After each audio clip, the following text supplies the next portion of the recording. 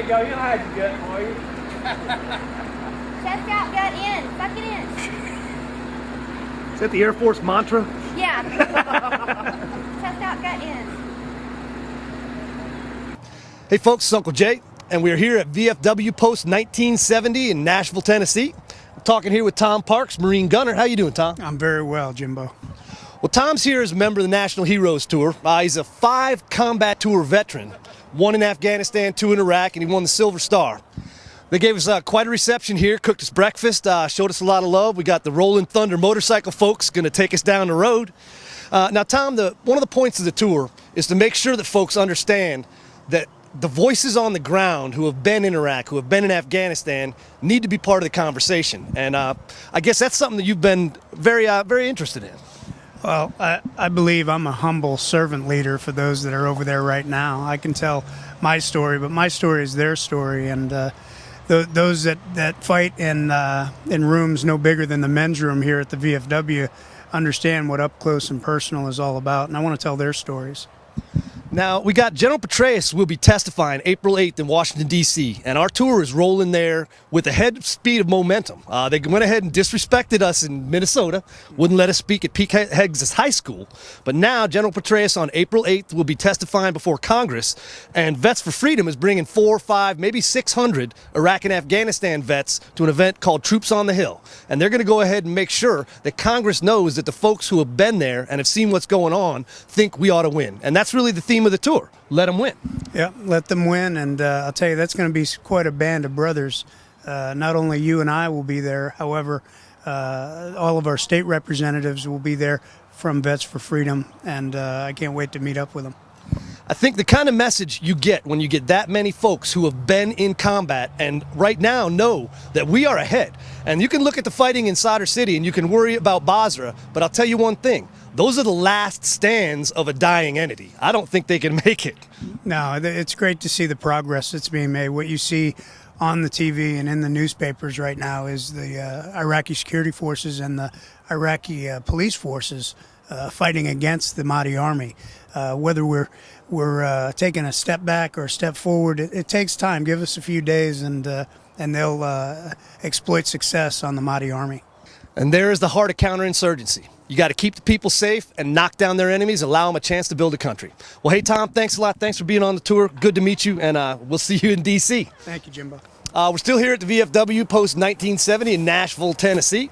We just finished up a nice breakfast, and I'm talking now with Kate Norley, who's a member of Vets for Freedom, coming along, joining us on the National Heroes Tour. Kate was a combat medic. Why don't you tell us a little bit about where you serve, Kate? Well, I traveled a bit. My unit broke apart while I was over there, and so I just was kind of linked up to different forward support medical companies. But I went through Baghdad, Taji, Fallujah, Sadr City, moved around quite a bit. That is a tour of the garden hotspots of Iraq. How did you manage that? 4-star hotels all the way, I assume? Actually, I did. I stayed at the Hilton. It was lovely. Yeah, it was fun because, on the weekends, the fighting stops on Fridays. I'm asked that still. After the mosque, the imams tell them in the mosque to stop fighting and start partying, right? Exactly. People still ask me that to this day. Well, what did you do on the weekends? And I told them that the nightlife there was to die for. All right, now that you bring up a very good point right there. Most of America, the quote I love the most is the Marines are at war, America's at the mall.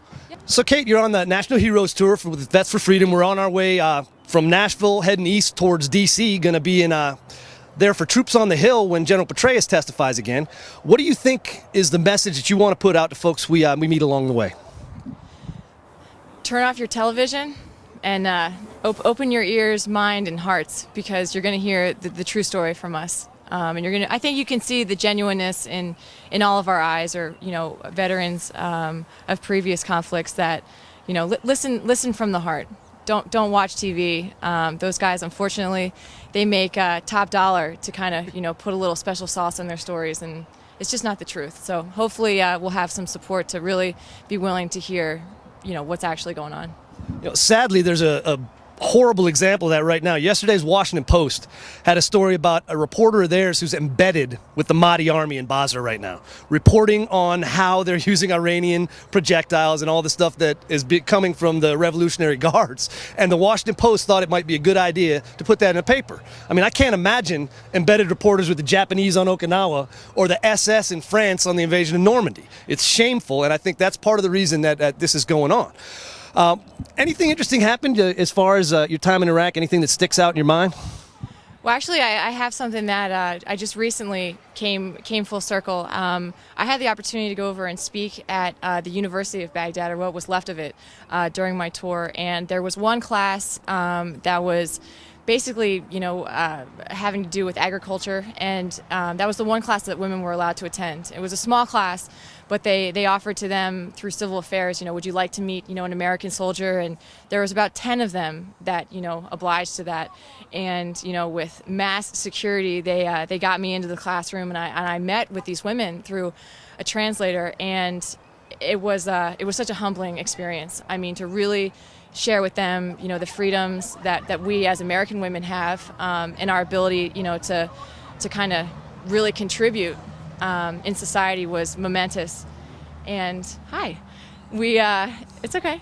And following that, I left feeling, I hope that I left, something with them, something to dream of or to know, was somewhat possible, but never knowing, if I'd ever see them again or anything would come of it. And about 2 weeks ago, I was invited to an International Women's Day ceremony at the White House. And there were about 8 women awarded for their valor throughout the world. And specifically, I ran into a woman that looked very familiar, and the two of us kind of stopped for a second. And one of the women that was awarded by our President of the United States was one of the women that was a student the day that I was there at the university. Now, did you see at least the glimmerings of hope that they were going to be able to live in a more liberal society? Were their minds hopeful toward that end, or see any possibility of that? When I first was there, I think that was unattainable at the time. It seriously, it just was so surreal to them to even imagine. I mean, it's kind of our ideas of what's going on throughout other planets right now. Does life exist? I mean, these guys were just so sheltered and just absolutely tortured. In my opinion, especially the women, that it was unimaginable for them at the time. But I felt that through the steady progress and the loyalty that we showed with them. Well, that's fantastic that you can actually see some of our efforts coming to fruition, and actually notice that hope is there and progress is being made, not just from a military and a political standpoint, but from a cultural standpoint. Absolutely. Do you think that should be one of our goals as far as Iraq, is to maybe provide a more liberal way of life? Well, liberal, I mean, again, that's an interesting term. I'd use liberal in Western society as opposed to political perspective. Right, absolutely. No, and I mean, I guess that's just me learning how to have my back up against the wall when someone asks you a question, and the type of terminology you use, that they will look at it from 25 different angles. Absolutely. But yeah, I absolutely think that respecting their culture and the traditions, of specifically their religious beliefs, that absolutely should be protected. But at the same time, I definitely do not think that they should be limited to their exposure to see how other cultures around the world, how they live. And that is something that, is not necessarily a bad thing to consider, implementing in their own society. Absolutely. Well, hey, nice talking with you, Kate. I think you're going to be a tremendous addition to the tour. We're looking forward to the rest of the ride to D.C., and we'll be there to support General Petraeus and tell him to let him win. Thanks, Kate. Thank you very much.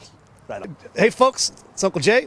I'm here with Danny and Jim from Rolling Thunder here in Tennessee. We're at VFW Post 1970, where they just fed us a nice breakfast. And I just wanted you folks to tell us a little bit about what Rolling Thunder has going on, and how you came to be supporting us here on the tour.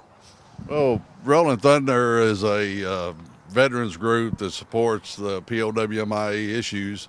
We try to communicate to the public that there is still POWs, MIAs out in the world today, from Vietnam and Korea, and maybe a few from World War II is still around. We support the VFW. We got notified by the VFW to come down and support you guys today, and we just try to maintain that mission and maintain the visibility in Middle Tennessee for Rolling Thunder. Absolutely. Well, one of the things we've noticed, and we've been to a lot of American Legions, we've been to a lot of VFWs, and we have noticed that there has been heavy support from the Vietnam-era veterans for this generation of warriors. And it's something that has touched all our hearts, because those folks came home from a war they won and Congress lost, and they got disrespected. And that was disgraceful. So I'd just like to, from all us here on the Heroes Tour and from all of this generation of warriors, we'd like to thank you gentlemen for going ahead and making sure that what happened to you guys never happens to anybody else. Thank you.